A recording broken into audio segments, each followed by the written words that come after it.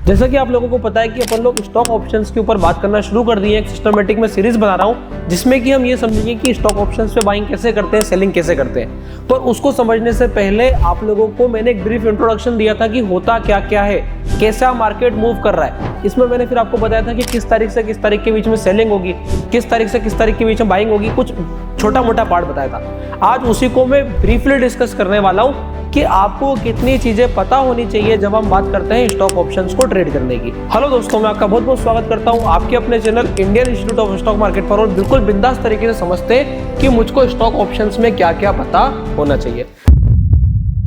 जब मैं बात करता हूं स्टॉक ऑप्शंस की तो सबसे पहले मुझे ये पता होना चाहिए कि मेरे पास 30 दिन होते हैं, वो दिखने के रहते हैं। यहीं से शुरुआत हो जाती है। एक चीज को समझो, एक पूरा ओवरऑल सिस्टम है, उस सिस्टम को समझो कि आप क्या करते हो। 1 तारीख को पहली बार आते हो, सपोज अभी मई का महीना, तो अपन एक एग्जांपल ले लेते हैं कि आप 1 मई को आते हो। अब 1 मई की तो छुट्टी थी तो 2 मई को आओगे, ऐसे करके काम करना होता है। अब जैसे कि हमको पता है कि 1 मई के बाद 29 मई की हमारी एक्सपायरी है, तो 29 मई की अगर एक्सपायरी है तो मेरे को आखिरी के 4 दिन नहीं मिलेंगे, यानी कि लास्ट वाले वीक का मंडे, ट्यूसडे, वेडनेसडे और थर्सडे नहीं मिलने वाला है। ये चीज आपको समझ के रखनी है। ये 4 दिन मेरे को नहीं मिलेंगे, ये मेरे लिए बिल्कुल जीरो है, जीरो। तो अगर मैं ऑप्शन सेलिंग करता हूं तो आप जो सोच रहे हो कि एंड में मैं जाके ऑप्शन को जीरो करूंगा, वो वाला काम यहाँ पे नहीं रहेगा, क्योंकि एंड में मार्जिन बढ़ने लग जाता है। कुछ नियम होते हैं। यहाँ पे क्या हो चुका है, पहले जो है ऑप्शन ट्रेड होते थे तो एक्सपायरी तक आप उसमें जा सकते थे और वहां पे कंडीशन होती थी, वहां पे जो सेटलमेंट होता था वो पूरा पूरा कैश का सेटलमेंट होता था। पर अब क्या हो गया है, अब कैश सेटलमेंट होने के बजाय आपका जो है इक्विटी से सेटलमेंट होता है। अगर आप कॉल ऑप्शन में इन द मनी हो, अगर आप बेचे हुए पुट ऑप्शन में इन द मनी हो, तो सारे सिनेरियोज में आपका कैश की जगह पे इक्विटी से सेटलमेंट होगा। और अगर ऐसा होता है तो क्या कंडीशन बनेगी, आपको ज्यादा मार्जिन रखना पड़ेगा। तो मेरे को ये वाली चीज पता होना चाहिए कि मेरे को ज्यादा मार्जिन नहीं रखना है। तो जो भी मेरे को ट्रेडिंग करनी है वो 29 तारीख से 4 दिन पीछे गिन करके सैटरडे के पहले यानी कि फ्राइडे को खत्म करनी पड़ेगी।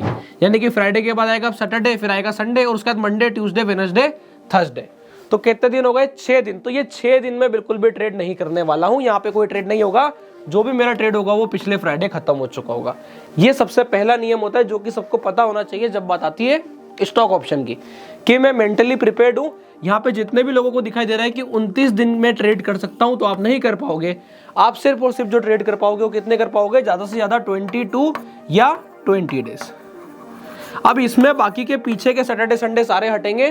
तो नेट में जो ये ऑप्शन होता है, अगर हम इसको बात करते हैं कि एक ऑप्शन कितने DT एक्सपायरी है, डेज टू एक्सपायरी, तो यहाँ पे आप समझो कि ये जो अपना स्टॉक ऑप्शन होता है वो देखने के लिए 29 डेज टू एक्सपायरी होता है, पर असली में अपने लिए जो पोजीशन होती है उसके हिसाब से हम बोलेंगे कि हमारे लिए बस वो 15 डेज टू एक्सपायरी है या फिर 16 डेज टू एक्सपायरी है, इससे ज्यादा नहीं आता है। अब क्या होता है, हर महीने में एक्सपायरी जाकर के 29 तारीख की नहीं होती है, कभी वो 24 तारीख की होती है, कभी वो 25 तारीख की होती है, कभी वो 26 तारीख की होती है, लास्ट थर्सडे पे पड़ता है।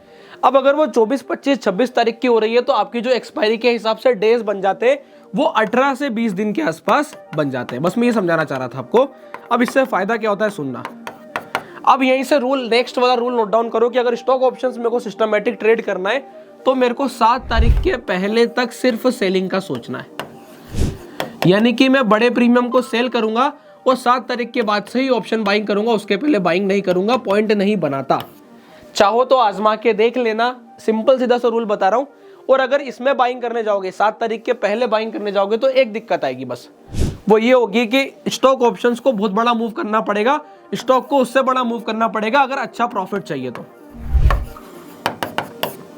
अगर प्रॉफिट बड़ा चाहिए है तो आपको क्या करना पड़ेगा, इस वाले ऑप्शन को बड़ा मूव कराने के लिए स्टॉक को भी बड़ा मूव कराना पड़ेगा। एग्जाम्पल से समझाओ, बिल्कुल एग्जाम्पल समझाऊंगा, पॉइंट नोट डाउन कर लो। कल मई की जो है 7 तारीख है, तो अभी 6 मई तक की क्या स्थिति हुई है, मैं आपको अच्छे अच्छे स्टॉक के मूवमेंट दिखाऊंगा और उसके हिसाब से अपना ऑप्शन कैसा मूव करा वो भी समझाऊंगा। तो आपको इससे बहुत कुछ क्लियर हो जाएगा कि 7 मई के बाद ही मैं बाइंग करने की क्यों बोल रहा हूँ, यानी कि 7 तारीख के बाद ही बाइंग करने की क्यों बोल रहा हूँ, वो आपको समझ में आएगा। तो ये कुछ इंपॉर्टेंट पॉइंटर्स हो जाते हैं। इसके अलावा बाकी कुछ बेसिक अंडरस्टैंडिंग आ जाती है कि जब मैं बाइंग करता हूँ तो मेरे को यहाँ पर साइकोलॉजी सटीक रखनी है, स्टॉप लॉस लगा के काम करना है। तो मैं ये सोच रहा हूँ कि इस वाले पे भी मैं एक डिटेल प्लान बना देता हूँ, आपको कुछ रूल्स नोट डाउन करा लेता हूँ, तो वो भी सुन लो। वैसे मेरा मानना है कि 100 में से 90 लोगों को सब बेसिक साइकोलॉजिकल पॉइंट पता है, पर फिर भी कभी दिक्कत आती है, किसी को नहीं पता है तो वो भी सुन ले, क्योंकि स्टॉक ऑप्शंस को ट्रेड करने के लिए बहुत ही सटीक माइंडसेट की आवश्यकता है, इसे हर कोई ट्रेड नहीं कर सकता है। तो वो अगर मुझे सटीक माइंडसेट बनाना है तो यहाँ पे क्या करना होगा, जब भी मैं बाय कर रहा हूँ तो मुझे ये पता होना चाहिए कि मेरा स्टॉप लॉस क्या है। जब भी मैं सेल कर रहा हूँ तो मुझे ये पता होना चाहिए कि मेरा स्टॉप लॉस क्या है।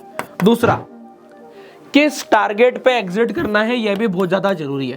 जैसे कि फॉर एग्जांपल एक स्टॉक था, उसको मैंने 22 रुपए के आसपास बाई किया, उसको ऑप्शन 26 रुपए पहुंचा, स्टॉक ऑप्शन है, 26 रुपए पहुंचा, मेरे लिए 31 का टारगेट था। कितने बाई किया मैंने, 22 पे, वो कहाँ पहुंचा 26, मेरा टारगेट कितना था 31। अब अगले दिन क्या हुआ, पूरी साइकोलॉजी चेंज हो गई, मार्केट नीचे गिरने लगा। कॉल ऑप्शन बाई किया था मैंने, स्टॉक बढ़िया ऐसा चल रहा था, ऐसे चलते चलते ऐसा पलटा, तो क्या मेरे को 31 के टारगेट के लिए वेट करना चाहिए या फिर 26 पे से वो जैसे ही बड़े भाव पे आ गया मुझे निकल जाना चाहिए।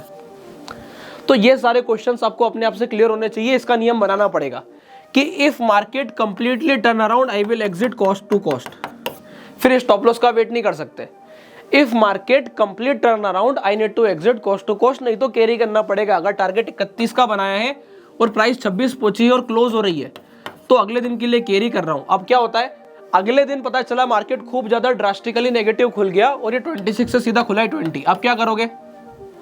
तो यहाँ पे भी आपको लॉस काटना चाहिए, ये नहीं सोचना चाहिए कि अब मैं बैठूंगा, क्योंकि आप एक सटीक मोमेंटम को ट्रेड करने जा रहे हो। और इसलिए मैं सजेस्ट कर रहा हूँ, ये जो सारा प्रोसेस है ये 1 तारीख से 7 तारीख के बीच का है, मुझे 7 तारीख के बाद में बाइंग करनी है। इसके पहले अगर मैं ऐसे सेलर काम कर रहा होता तो ज्यादा बेटर था। दूसरा, सेलिंग और बाइंग के बीच में एक मेन डिफरेंस है। बाइंग के लिए मेरे को हमेशा नीचे की एंट्री पकड़नी है, जैसे कि फॉर एग्जांपल ये मेरा ऑप्शन है, ऐसे ही चलता है, देखना स्टॉक ऑप्शन हमेशा ऐसा चलेगा। अब सेलिंग में क्या होता है, ये सिनेरियो रहता है, आप हमेशा जाके चेक कीजिएगा when it comes to movement of options की, जब वो ऊपर की तरफ बढ़ रहे हैं या जब वो नीचे की तरफ बढ़ रहे हैं। तो जिस ऑप्शन को मैं सेल करूंगा मैं कभी भी यहां नहीं बेच पाऊंगा, या तो मैं गिरती चाल में बीच में सेल कर रहा हूँ या मेरा सेल यहीं जाके आएगा।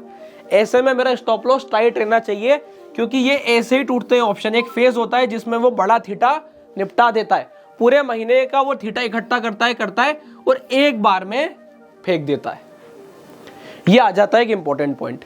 अब इधर तरफ आ जाते हैं, बाइंग साइड भी ऐसा ही होता है, स्टॉक ऐसे मूव कर रहा होगा। अच्छा, इसका स्टॉक का चार्ट देखोगे आप तो स्टॉक का चार्ट ऐसा दिखाई देगा। सो this is the main difference, stock के चार्ट में और ऑप्शन के चार्ट में ये अंतर आएगा कि स्टॉक का चार्ट कंटिन्यूअसली ऊपर बढ़ रहा होगा पर आपके ऑप्शन का नहीं बढ़ रहा होगा। अब ऐसे में अगर आप यहां बाय कर लिए या यहां बाय कर लिए तो आपका स्टॉप लॉस ट्रिगर हो सकता है, ये चीज का ध्यान रखो। तो उससे कैसे बचूंगा, उसके लिए मुझे प्रिसाइज एंट्री करनी है, या ऑप्शन जब बढ़ेगा तब जाके चढ़ना है। अगला रूल लिखना, स्टॉक ऑप्शंस में अगर ओटीएम बाइंग करोगे तो एक चीज ध्यान रखना, असली मूव जो आप एक्सपेक्ट कर रहे हो वो 2 दिन बाद आएगा। अब 2 दिन बाद कैसे आएगा, तो देखो ओटीएम ऑप्शन की बाइंग का नियम क्या होता है कि एक्चुअली में प्राइस पहले एहसास कराती है कि देखो मैं ओटीएम से एटीएम बनने वाला हूं, और जब तक उसको एहसास होता है ना कि मैं ओटीएम से एटीएम बन रहा हूं तब तक वो आराम से चीजों को होल्ड करता रहेगा। जैसे कि फॉर एग्जांपल एक स्टॉक ऑप्शन 10 रुपए से मात्र 12 रुपए पहुंचेगा जब आपका स्टॉक 10 रुपए से बढ़ जाएगा, बट अगले 5 रुपए और बढ़ने पर ये 12 से सीधा कहां पहुंचेगा, 16। ये इतना बड़ा डिफरेंस रखता है। पहले क्या हुआ, पहले 10 रुपए के मूव में ये सिर्फ 2 रुपए बढ़ेगा। अब आप क्या सोचोगे कि मेरे से गलती हो गई कि मैंने गलत ऑप्शन बाय कर लिया, तो हाँ बिल्कुल आपको पहले से मेंटली प्रिपेयर्ड रहना है कि अगर आप ओटीएम से ट्रेड करने जा रहे हो तो 10 से 12 होने तक आपका कोई प्रभाव नहीं पड़ना है। यानी कि अगर आपका स्टॉक 10 रुपए भी बढ़ जा रहा है तो भी आपका ऑप्शन 10 से 12 ही पहुंचेगा, बट जैसे ही थोड़ा सा और बड़ा मूव आएगा वो यहाँ पे सीधा 4 पॉइंट गेन करेगा। फिर उस समय के बाद अब जैसे इसके बाद 5 पॉइंट और बढ़ेगा तो ये भी 5-5 पॉइंट गेन करके और उसकी वैल्यू को मैच करेगा। सो आपको एक्चुअल ग्रोथ क्या दिखाई दी कि मेरा ऑप्शन 10 से पहुंचा 21, और यहाँ पे क्या हुआ, स्टॉक कैसे बढ़ा, स्टॉक भी पहुंचा आपका 10 से बढ़ करके धीमा धीमा करते करते करते 25 पॉइंट बढ़ा। तो उसके 25 पॉइंट बढ़ने में मेरे ऑप्शन के 21 पॉइंट बढ़ने में डिफरेंस ये था कि शुरू के 10 पॉइंट, इधर 10 पॉइंट बढ़ा तो इधर 2 पॉइंट बढ़ा, फिर इधर वापस 5 पॉइंट बढ़ा तो इधर फिर अब जाकर के 4 पॉइंट बढ़ा, और ऐसे करते करते इसका 10 रुपए बढ़ना और इसका टोटल 21 रुपए बढ़ना मैच हुआ। तो ये चीज सबसे ज्यादा इंपॉर्टेंट है कि इधर बड़ा मूव आएगा तो इधर छोटा आएगा, फिर छोटा छोटा पढ़ने पर बढ़ेगा। तो स्टॉक ऑप्शन में अगर मेरे को बड़ा पैसा कमाना है तो मेरे को थोड़ा सा लंबा बैठना पड़ेगा। समझ में आ गई अगर बात, तो मैं आ जाता हूँ सीधे उसी वाले एग्जांपल पे जिसकी मैं बात कर रहा था आप लोगों से। अब यहाँ देखो, ये मूव चल रहा है, कंटिन्यूस मूव आ रहा है, हाँ आ रहा है। तो इस वाले मूव में आप कौन सा ऑप्शन बाय करोगे? आप देखो, अगर आप इस तारीख पे हो तो इस तारीख के आसपास अगर मैं हूं तो मैं क्या देख रहा हूं कि 30 अप्रैल है। तो 30 अप्रैल पे अगर मैं बाइंग के लिए जा रहा हूं, वैसे तो अपना रूल नहीं बोलता है बाइंग करना है, पर फिर भी अगर अपन ने बाइंग करी तो हम क्या करेंगे, 700 का कॉल ऑप्शन बाय करेंगे, क्योंकि वो लिक्विड होगा। तो यहाँ पे मैं आया, इसके ऑप्शन पे मैं आया और यहाँ पे मैंने जाके ओपन किया 700। अब आप देखना मजे की बात, जैसे ही मैंने 700 ओपन किया, अब आप देखो क्या मूव रहा। अगर मैं यहाँ पे इसको छोटे टाइम फ्रेम पे लेके जाता हूँ, लेट सपोज अपन चलते हैं 15 मिनट्स पे, तो आप देखो अभी ऑप्शन की पूरी साइकोलॉजी में समझाऊंगा, आने वाली सीरीज है पूरी है। तो यहाँ पे इनिशियल मूव बड़ा आया, क्यों बड़ा आया? क्योंकि प्राइस ने बड़ा मूव किया। अगर आप जाके देखोगे तो आपको बहुत बड़ा मूव दिखाई देगा। उसके बाद देखो ये पूरा साइडवेज हो गया। अब अपन ने क्या बाइंग करी? अपन ने बाइंग करी यहाँ 20-21 रुपए के आसपास, क्योंकि अब हम चाहते थे कि यहाँ से मोमेंटम कंटिन्यूस ऊपर की तरफ मूव करे। तो यही एग्जांपल के साथ में समझा रहा हूँ। अपन कहाँ के बायर हैं? अपन ने इस वाले जोन के बायर, 20 रुपीज के बायर। अब हमने 20 रुपए बाई किया, 20 का वो कहाँ पहुंचा? 20 का वो पहुंचा 25-26। हमारा टारगेट क्या था? 31। क्या 31 पहुंचा? क्या नहीं पहुंचा? नीचे आया, क्लोजिंग आ गई। क्लोजिंग आते साथ ही देखो आज ओपन हुआ, और ओपन होते साथ ही थोड़ा सा ऊपर मूव करने के बाद सीधा कहाँ गया? वापस से 20। क्या एग्जिट कर देना चाहिए? क्या जवाब आएगा यस। मोमेंटम कंप्लीटली शिफ्ट हो चुका है, और अगर ऐसा होता है तो हमको ऐसा करना पड़ता है। सो this is the overall scenario जब हम बात करते हैं कि हमको स्टॉक ऑप्शंस पर कैसे चीजों पे प्रिसाइज डिसीजन लेना होता है, और यही सारी चीजें हमको पहले से पता होनी चाहिए, चाहे मैं बाइंग साइड की बात करूं चाहे सेलिंग साइड की। अच्छा, अगर इसी को मैं सेलिंग साइड लेके जाऊं तो अब आप देखोगे कौन सा ऑप्शन बेचोगे। अब यहाँ पे मैं एक बार को पीछे करता हूं तो और अच्छे समझ में आएगा। ये आ गया मैं डीएलएफ के चार्ट पे, ये आ गया मैं डीएलएफ के चार्ट पे। अब आप यहाँ पे देखो फिर से कि क्या कंडीशन बनती है। अब अगर मैं फिर से डीएलएफ के चार्ट पे हूं तो अब आप यहाँ पे क्या कंडीशन बन रही है। अगर मैं यहाँ पे हूं 670 के आसपास, तो मैं क्या करता? 650 का पुट ऑप्शन सेल करता। अब देखते हैं क्या कंडीशन बनती है। अगर मैं 650 का पुट ऑप्शन बेचा होता उस तेजी के लिए उस दिन, तो क्या होता? क्या ये घट रहा होता? देखते हैं। ये रहा, मैंने 650 का पुट ऑप्शन बेच दिया। अब देखो आप, बिल्कुल मजे की बात है, वापस से जाते हैं 15 मिनट पर और वही टाइम को पकड़ते हैं। तो ये वाला टाइम अगर मैं देखूंगा तो देखो आज इतना बड़ा भी नहीं और मेरा काम भी आराम से हुआ। यहाँ देखो अब क्या रहता, यहीं कहीं आप शॉर्ट करते, देखो ये कंटिन्यूअसली घट रहा है। वो कैसा था? सीधा था, ये घट रहा है। ये वाला वो बड़ा मूव है, देखो वो बड़े मूव के बाद ये होल्ड नहीं करा, वो बड़े मूव के बाद पूरा सीधा होल्ड कर गया कॉल ऑप्शन। पुट ऑप्शन देखो आप, अगर आप यहाँ कहीं पे शॉर्ट करते तो 14 रुपए का नीचे में कहाँ मिला? 9 रुपए। आराम से आया, इजी आया, और इजी आने के बाद आज ओपन भी हुआ तो खुलते साथ ही नुकसान किया? क्या नहीं किया। उसने बोला आराम से रुका हूं मैं, भाव तक आने में टाइम लगेगा, जल्दबाजी नहीं है, तो आप आराम से कवर कर सकते हो। So this is the reason कि कब सेलिंग करनी है कब बाइंग करनी है, ये हमें पता होना चाहिए, और यही डिसाइड करता है कि क्या हमें पता होना चाहिए जब हम बात करते हैं स्टॉक ऑप्शंस को ट्रेड करने की।